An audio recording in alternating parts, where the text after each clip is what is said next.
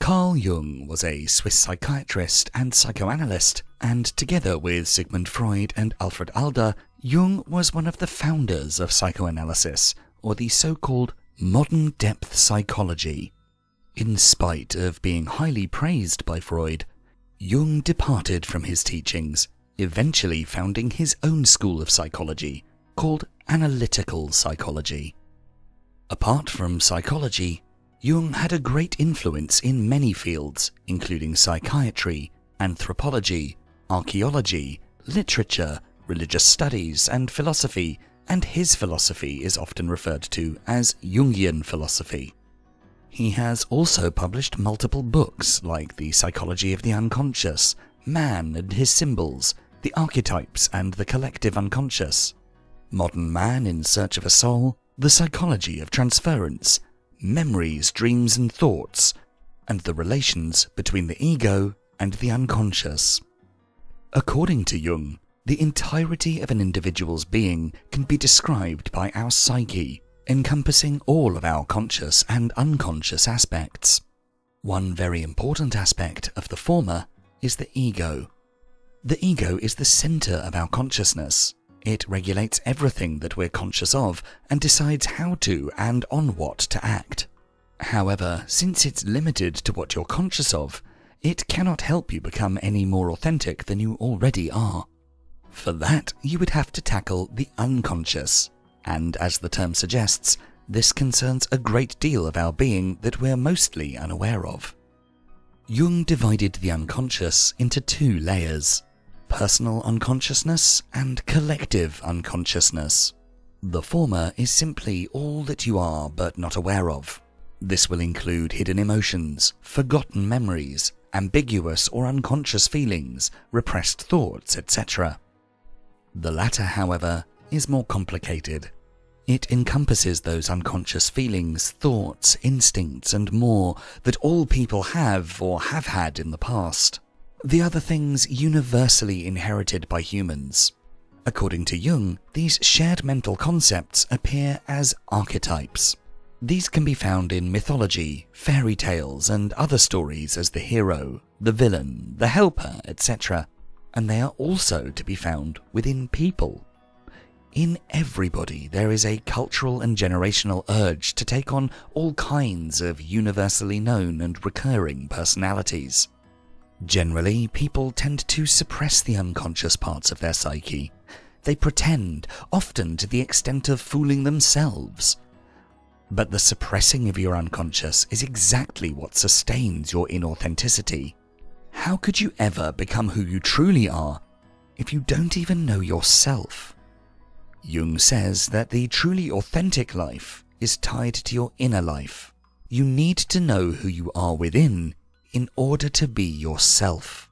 This process of facing your inner life to achieve authenticity is called the process of individuation.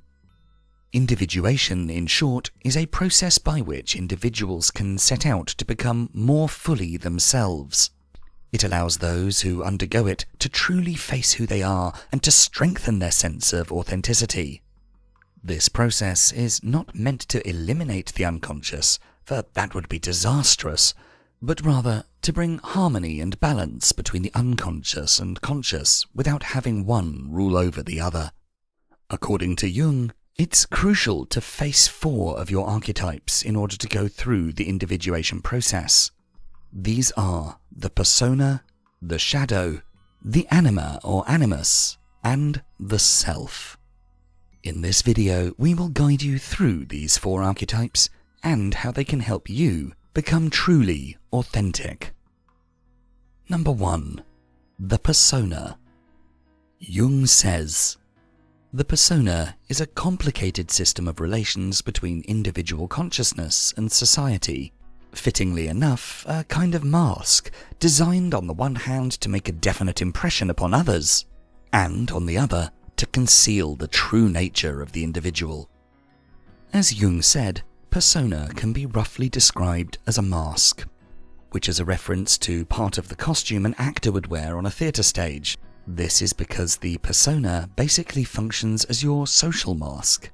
It's the way you present yourself and the impression you try to make on the rest of the world.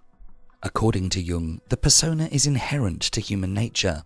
We develop our persona when growing up as we learn how to fit into our shared lives with others. The persona we develop often doesn't consist of one single mask, but rather multiple ones, and all the masks one can put on in different social situations together form the entirety of the persona. Jung further states that our persona is a necessary and beneficial part of our social existence. For example, imagine a therapist. No matter what, it wouldn't be acceptable for that therapist to express hostility at a client in their care, primarily because it would decrease the client's trust and comfort, which is the opposite of what the therapist is trying to achieve. A therapist that frightens their clients has failed as a therapist. Thus, a good therapist would have to suppress the urge to exhibit anger or hostile behavior even when they feel that way internally, and instead put on the mask of a kind and caring performance instead. The kind persona that hides the hostile inside is, in this case, a helpful tool to exist in the social world.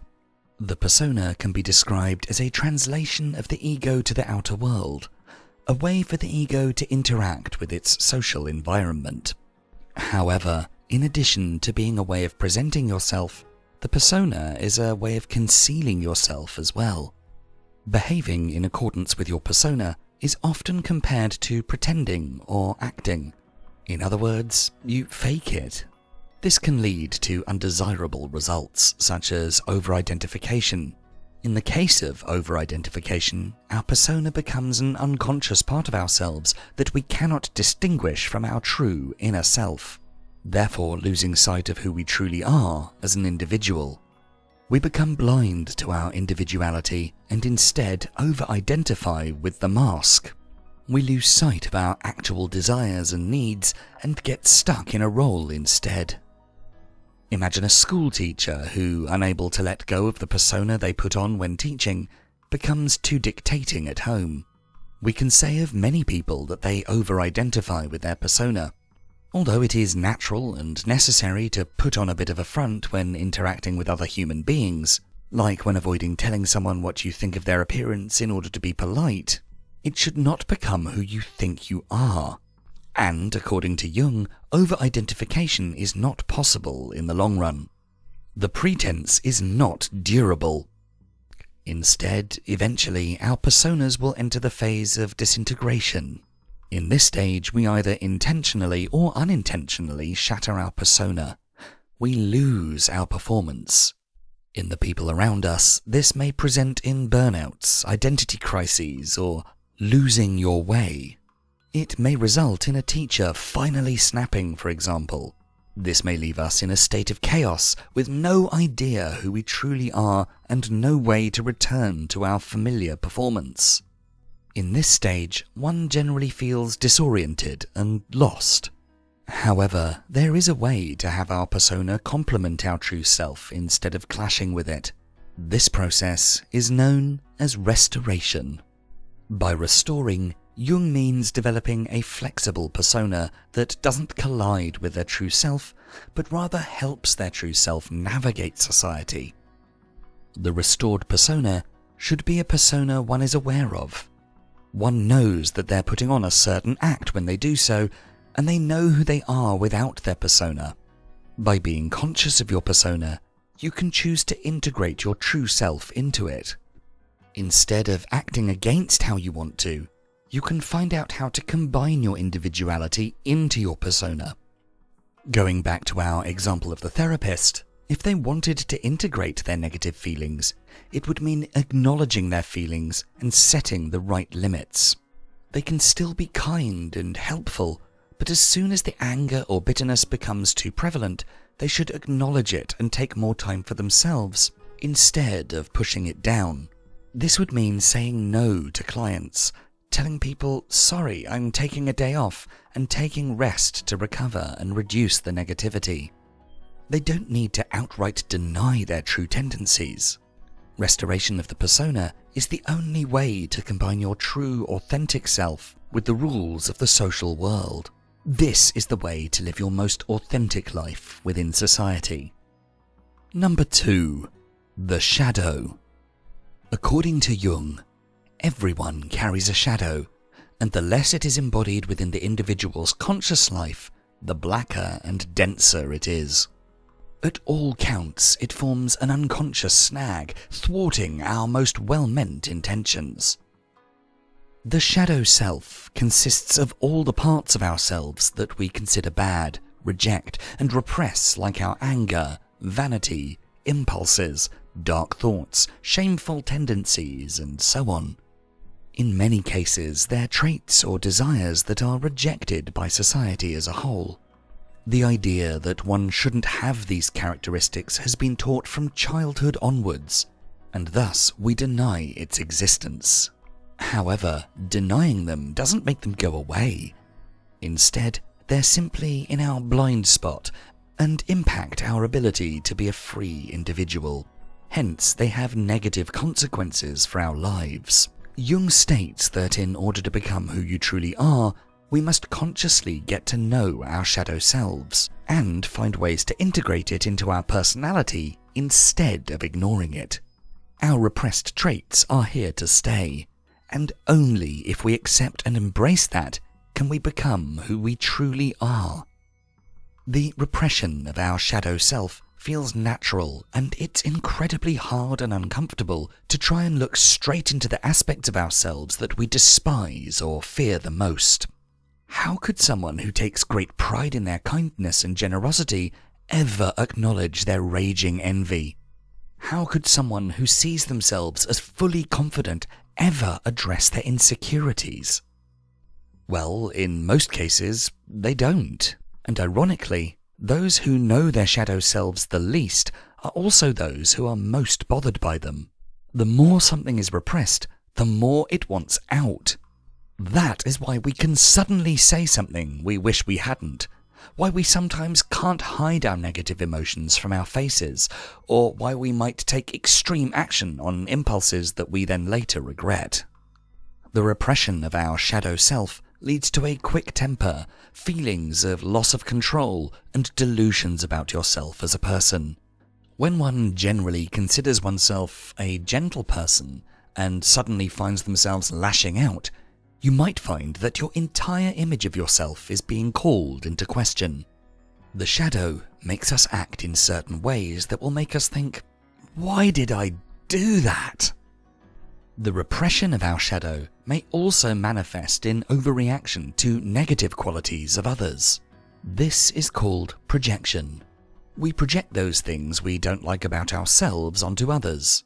And so, when someone acts selfishly, we're much more bothered than we should be because we hold on to an ever-present hatred of our own selfishness. The harshness of our judgment of others might put a strain on our social relationships and also induce our self-hatred due to our own bad traits. In all of these cases, we don't act as a free and authentic individual. In order to achieve that, one should get to know their shadow self first. By getting to know your shadow self, Jung means that it's important to become aware of the shadow self without identifying with it. You don't have to see yourself as all those traits you try not to show, but you do have to acknowledge that they are there. In order to become conscious of the unconscious, you should be able to take a step back and analyze your own behavior, thoughts, and feelings during daily life. For example, imagine yourself as a confident person who represses their own insecurities. You might instinctively respond coldly or angrily when somebody brings up a topic that's close to your insecurity. You might avoid certain situations, activities, or clothes you actually like wearing in order to avoid feeling insecure. You might lie to yourself and others when you're feeling self-conscious and overcompensate by putting on a self-assured front that's exhausting to keep up. When you realize that this unwanted behavior stems from your own insecurities, you can learn how to face it.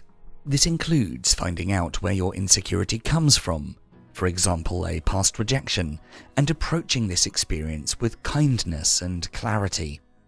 You must realize that one rejection doesn't define you, and you can do so by sharing it with others, talking about what's happened, how you feel, trying something new, etc. In the end, only by confronting the source could you deal with its consequences. Only by confronting your insecurities could you finally find true self-acceptance to accompany your self-assured act. Just like acknowledging this insecurity, fear of being judged can become an opportunity for courage.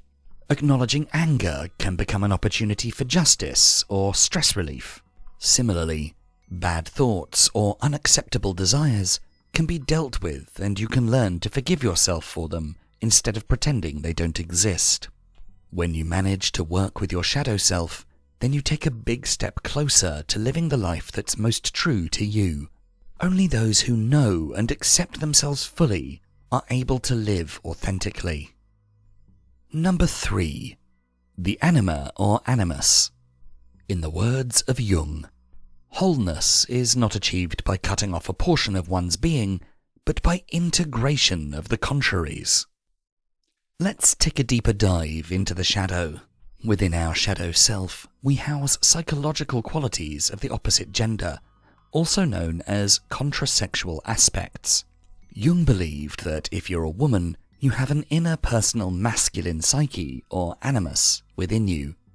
And if you're a man, you have an inner personal feminine psyche, or anima, within you.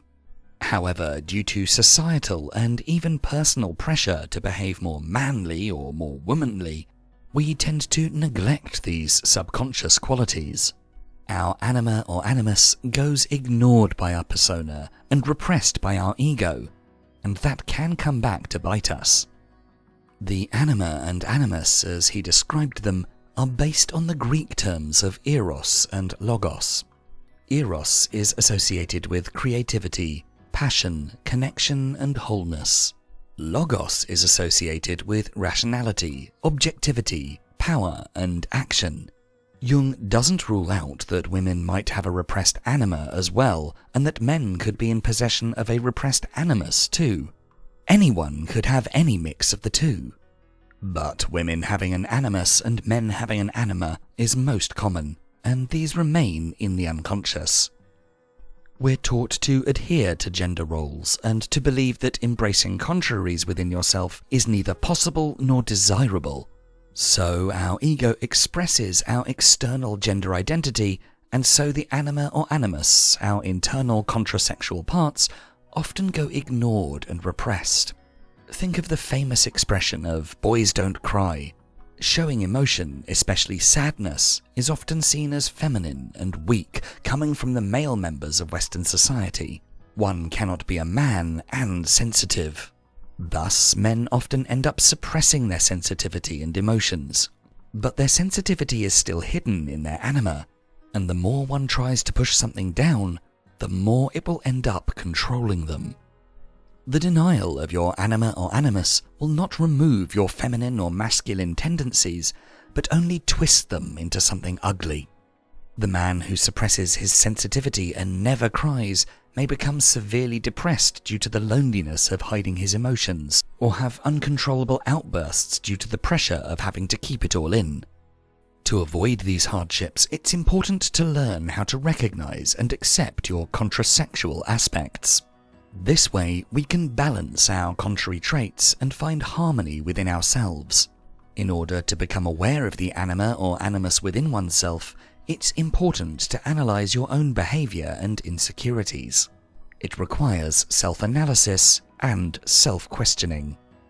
To analyze your masculine and feminine tendencies, you can observe people around you, when you find yourself judging someone, and ask, why? Learn how to appreciate them. If a man starts to appreciate others around them for their sensitivity and for how they're in touch with their emotions, he'll find that embracing sensitivity and showing his emotions as a man doesn't dismiss his masculinity, but rather will only complement it.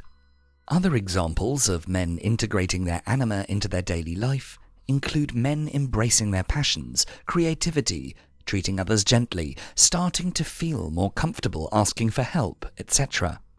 Similarly, women integrating their animus can try to be more assertive, focused, career-orientated, and so on. All this will not result in sacrificing your masculinity or femininity, but rather it will allow it to shine more thanks to the calmness and balance you've achieved. Through this integration, you start respecting and appreciating your own contrasexual aspects, which will eventually also improve your relationships with others, especially the opposite sex.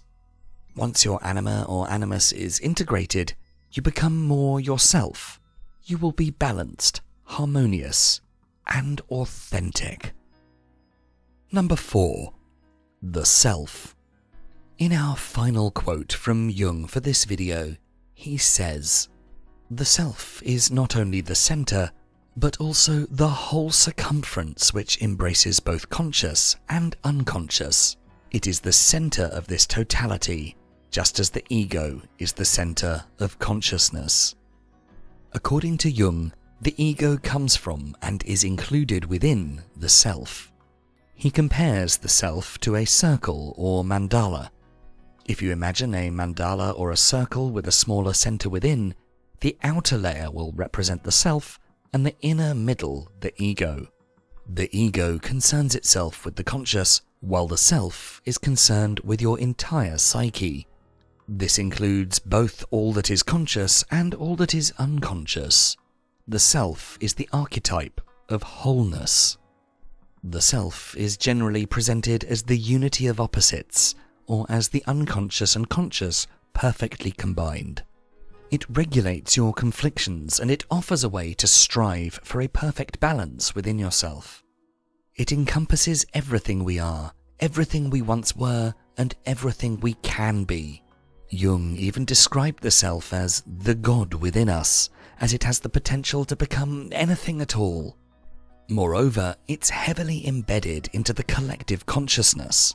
The collective consciousness is all those urges, thoughts, behaviors, and more that are unconsciously handed down through generations and passed between people in a community. Due to these traits of the self, you can never get to know the entirety of it, but you can explore it throughout your life and keep searching for your unique potential. Continuously exploring the self is the key to individuality.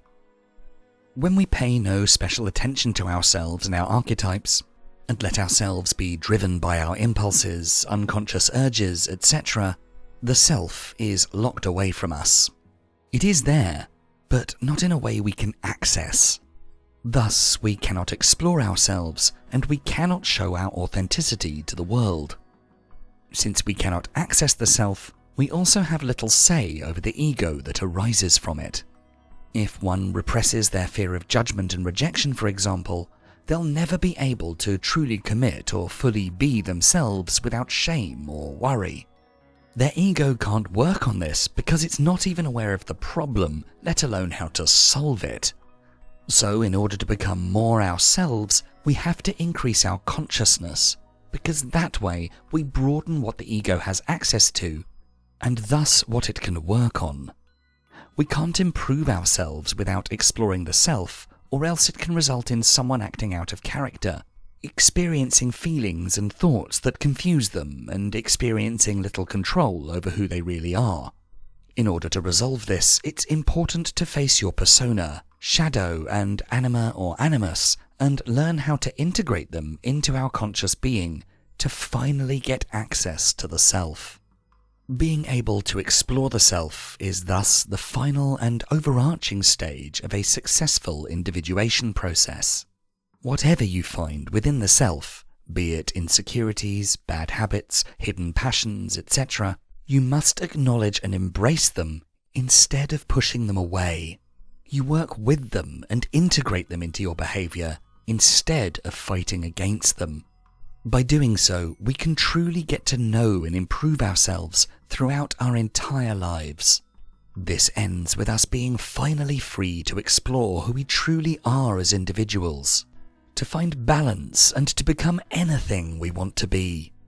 When you freely explore the self, only then can you become who you truly are. If you enjoyed this video, please make sure to check out our full Philosophies for Life playlist, and for more videos to help you find success and happiness using ancient philosophical wisdom, don't forget to subscribe. Thanks so much for watching.